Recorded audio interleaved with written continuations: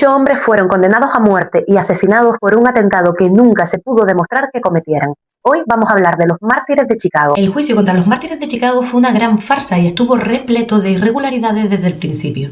Nunca fue un proceso de búsqueda de la verdad, sino un juicio farsa con carácter ejemplarizante. Entre las diversas irregularidades destacan especialmente que el jurado tardó semanas en conformarse, con la exclusión sistemática de perfiles que eran cercanos al movimiento obrero. El resultado fue un jurado final hostil a los acusados. Además, el juicio se desarrolla en un clima de presión pública extrema, donde los medios de comunicación ya habían sentenciado a los dirigentes obreros antes de que comenzara el proceso judicial. La acusación se apoyaba principalmente en la actividad política, sindical e ideológica de los acusados, más que en su vinculación directa con el atentado. A pesar de las continuas irregularidades y la falta de pruebas, los 8 fueron declarados culpables. 3 de ellos fueron condenados a largas penas de prisión, mientras que los otros 5 fueron sentenciados a muerte, acusados de conspiración y asesinato.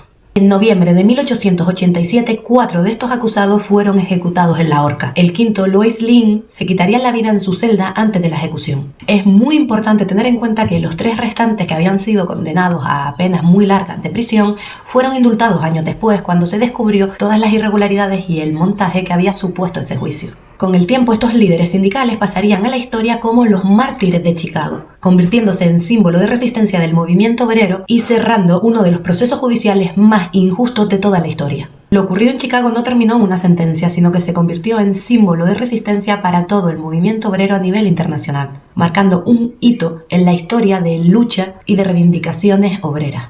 Los nombres de estos valientes merecen ser recordados. Albert Parson, periodista y dirigente obrero. Auguste Spies, tipógrafo y dirigente anarquista. George Engel, trabajador tipográfico y dirigente sindical. Adolf Fischer, tipógrafo y militante del movimiento obrero.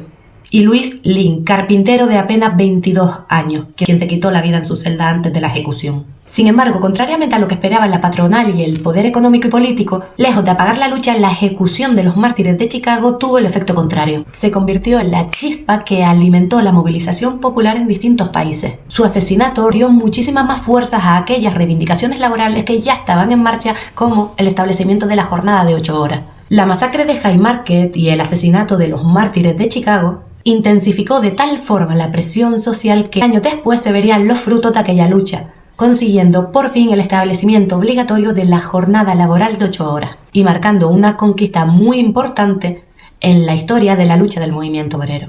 Con el tiempo, el movimiento obrero consigue que el 1 de mayo sea considerado el Día de la Clase Trabajadora.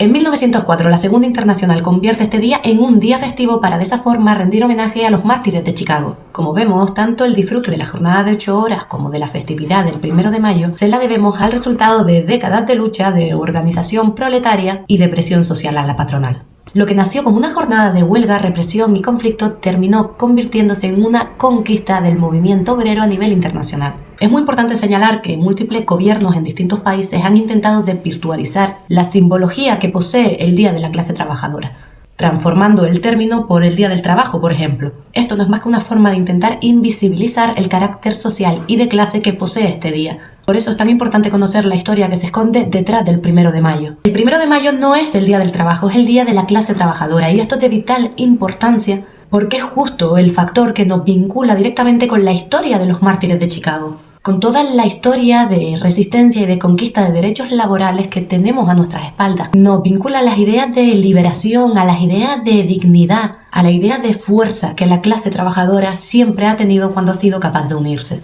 No permitas que invisibilicen las conquistas laborales que la clase trabajadora ha conseguido a lo largo de tantos años de reivindicaciones y que en muchos casos, como en este, les han costado la vida. Hoy, más de un siglo después, seguimos siendo testigos de cómo la clase trabajadora sufre de forma sistemática y estructural una sobreexplotación que conlleva una continua precariedad, falta de derechos laborales, salarios insuficientes e inestabilidad laboral. Recortes en materia de derechos como con las múltiples reformas laborales en los años anteriores. Una pérdida cada vez más acelerada de garantías laborales que se creían ya consolidadas. Recordar a los mártires de Chicago no es simplemente mirar al pasado, sino más bien entender que los derechos no se consiguen solos. Se luchan y se defienden. Como demuestra la historia, siempre fueron el resultado de la organización popular. Cuando el pueblo se une, no hay conquista social, económica, política que no pueda conseguir. Así que ya sabes, cuenta y transmite esta historia, porque cuando una sociedad olvida el precio que otros pagaron por los derechos que nosotros tenemos hoy, es muy fácil que olviden que podemos perderlos. Si te gusta este tipo de contenido, ya sabes, suscríbete al canal, dale a la campanita, compártelo y déjame tu comentario. Nos vemos en el siguiente vídeo.